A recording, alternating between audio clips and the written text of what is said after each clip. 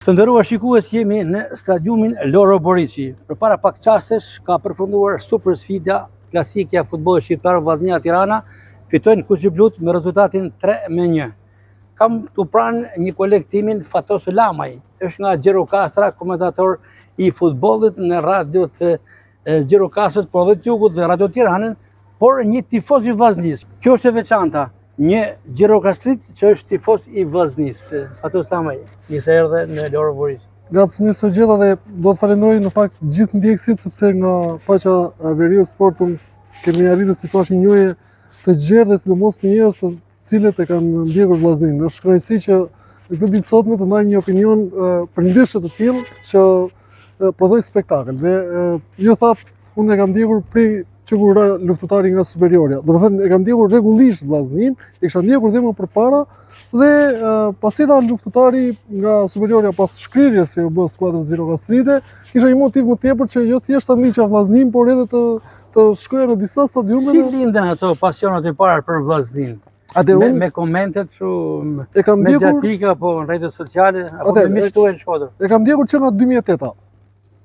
Që nga 2008 e kam ndjekur Vllaznin sepse jam mosh dhe e re dhe në 2008 fillova që ta ndiqja rregullisht futbollin. Dhe që aty pasaj duke ndjekur lojtarët gjithmonë krijova një lloj, sepse edhe rrjetet sociale më pas u përhapën dhe kisha komunikim dhe me lojtarë të ndryshëm të Vllaznisë. Por me disa ftesa edhe nga tifozët, u kisha shkuar më pas në disa stadiume jashtë. Sidomos me grupimin Vllaznia Diaspora, keni një lidhje të afërt. Ishte pikërisht grupimi i tifozëve të cilët Vllaznia Diaspora është jo thjesht për tifozët të cilët janë këtu në qytetin e Shkodrës, por dhe ata që janë jashtë. Dhe komunikimi me ta u bë akoma dhe më i ngrohtë. Filluan pasaj a vjen këtu, a vjen aty, ftesa të ndryshme dhe përpara disa viteve unë mbri për herë parë në qytetin e Shkodrës, thjesht kisha një ide se ku ndodhej si zonë, por nuk kisha ide se domethënë për mikpritje, nuk thjesht e kisha dëgjuar nëpër media, por nuk dija, domethënë mikpritje nuk e kisha përjetuar. Tash jeni bërë si shtëpisë, të gjithë ju njohin, gjithë kolegët sportivë të mediave, sapo ju panë, ju takuan, ju respektuan, tifozeria shkodrane, por edhe pjesëtarët e stafit të Vllaznisë. Të flasim diçka për ndeshjen. E merituar fitoria e Vllaznisë 3-1? Unë do thëja, kjo në fakt është e dyta ndeshje. Ja thash dhe trajnerit pak më parë, pikërisht e dyta ndeshje që Vllaznia fiton me përmbysje. E bëri ndaj Partizanit dhe bën ndaj Tiranës sot. Dhe është një lojë e cila vjen në grup, ne ndoqëm së bashku ndeshëm nga kabina lart dhe ishte pikërisht një lojë e cila erdhi në grup. Një lojë mjaft e bukur, e nisi keq, në fakt, sepse Tirana realizoi nga një përgjumje e mbrojtjes, por shumë shpejt me një Eurogol të Jagos dhe më pas asisti i Malës për ta korrigjuar, jo Kastrati, asisti i Malës, kjo është konfirmuar nga pjesëtar të stafit dhe pikërisht asisti i Malës dhe goli i Bala që përmbysi ndeshjen. Edhe pse u menduam pas kartonit kuq të marr, e pam nga pamjet në fakt u duk ndryrje e lehtë, por që në pamjet e para u duk që kartoni kuq ishte për mbrojtësin Aleksandër Kuros, i cili një ndërhyrje që edhe mund të korrigjoj, mund të mendoj për paktën. Fatos, si është opinioni për Vllaznin në Gjirokastër aty ku jetoni ju, por edhe në Tiranë që shpeshherë keni bashkëpunimet me Radio Tiranën dhe jeni në kryeqytet me miqtë tuaj. Besojnë ato që kjo Vllaznia është për kampione si vetë?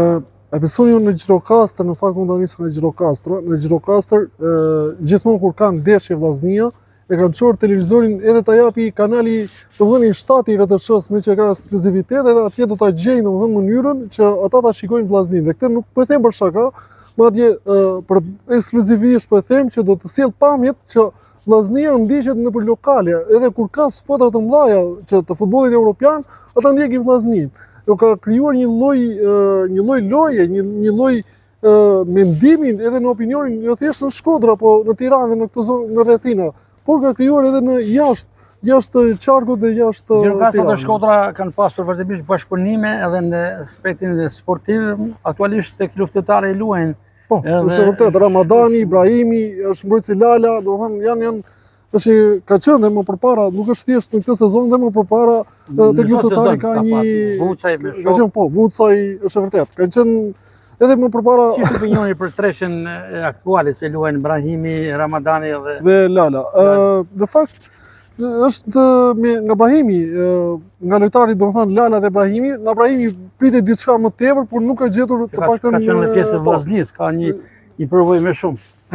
Është menduar të pritej diçka më tepër, por që në krahun e tij luan një tjetër mbrojtës, i cili për fatin e keq të Brahimit, do thënë është një mbrojtës vendas, një mbrojtës i cili vjen jo nga qarku, jashtë qarku, do thënë është mbrojtës i cili është në qytetin e Gjirokastrës. Dhe mosha e re, ndërkohë mbrojtësi që luan atë krah ka më tepër eksperiencë. Kjo është thjesht ajo që mendoj dhe trajneri Shabani do ta ndaj, sepse me bisedat që kam bërë me të, ka thënë që do koordinoj, sepse edhe Krahu Majt ka dy lojtarë, do të thënë thjesht unë nuk bëj dot më shumë zvendësime ose lojtar jashtë qarkut se sa lejohet. Fatos krahas vllaznisë, ju keni bashkëpunime të afërta edhe me Basanjen, një skuadër e kategorisë 2, e cila është mjaft simpatike, falë dhe presidentit Shimaj. Ju keni një bashkëpunim dhe madje keni pasur edhe kontribute, jo pak herë duke e komentuar prej së afërmit. Është e vërtet në fakt dhe unë do t'jem nesër në ndeshjen që Basani do t'luajë përballë Adriatikut në 5 Helmës, në fushën sportive të Tirana Internacional, aty ku do të luajë përballë Adriatikut. Dhe një fakt, një Basani që bëri surprizën përballë Luzit në javën që lan pas, arriti të fitonte, ndërkohë që ka një ndeshje mendoj deri diku jo dhe të lehtë, sepse Adriatiku vërtet u mundën ku përballë Basanit 0-4, por në kupë nuk ishin atë, si të thosh, të paktën çfarë është në bisedë me trajnerin e Adriatikut, nuk kishin synime.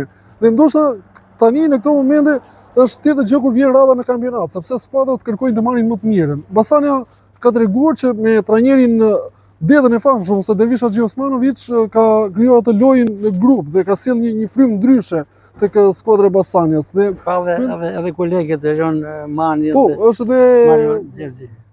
Dhe ja pikërisht është prandaj thash, kur them në grup është i gjithë jo thjesht lojtarët, po është që nga trajneri, që nga punëtorët e fushës, ka një përkushtim, presidenca, janë të gjithë bashkë të cilët funksionojnë. Dhe pikërisht kjo Basania duket se janë drejt mbylljes, duket fikës edhe ndriçimi i stadiumit Doro Boriçi, po e mbyllim këtu me Fatos Tamaj. Ishte vërtet shumë kënaqësi dhe unë nëpërmjet faqes Veriu Sport unë do thoya që do t'i bëjë një thirrje për gjithë tifozët, thjesht të tregojnë qetësinë e tyre, sepse janë parë her pas here gjëra të cilat ndodhin vazhdimisht, ofendime ndërkohë, por të ruajmë qetësinë dhe mbi të gjitha ta mbështesin sa më shumë vllaznin, edhe pse jo dhe për ata të cilët ndjekin skuadrat e tjera siç janë Shiroka dhe Basania, qëndroni pranë skuadrës tuaj sepse gjithmonë rezultatet vinë një moment. Është edhe klubi Shkodra në kategorinë e tretë. Po, është edhe KF Shkodra, janë disa, por që ata të cilët e kanë mundësinë edhe nëpërmjet se gjithmonë janë parë tifozët është vërtet janë lojtarë i 12, kështu që tregoni qetësinë sepse rezultatet e skuadrës suaj të zemrës do të vinë nga momenti në moment. Vin rritje, siç po e tregon vllaznia, do të vinë dal nga dal sepse kur bën të gjithë bashkë dhe një skuadër funksionon. Isha me Fatos Tamaj, gazetarin sportiv nga Gjirokastra, komentator në Radio Gjirokastra dhe televizionin Gjirokastra, por edhe në emisionin nga njëra ndeshje në tjetër të Radio Tiranës dhe bashkëpunëtor në shumë media.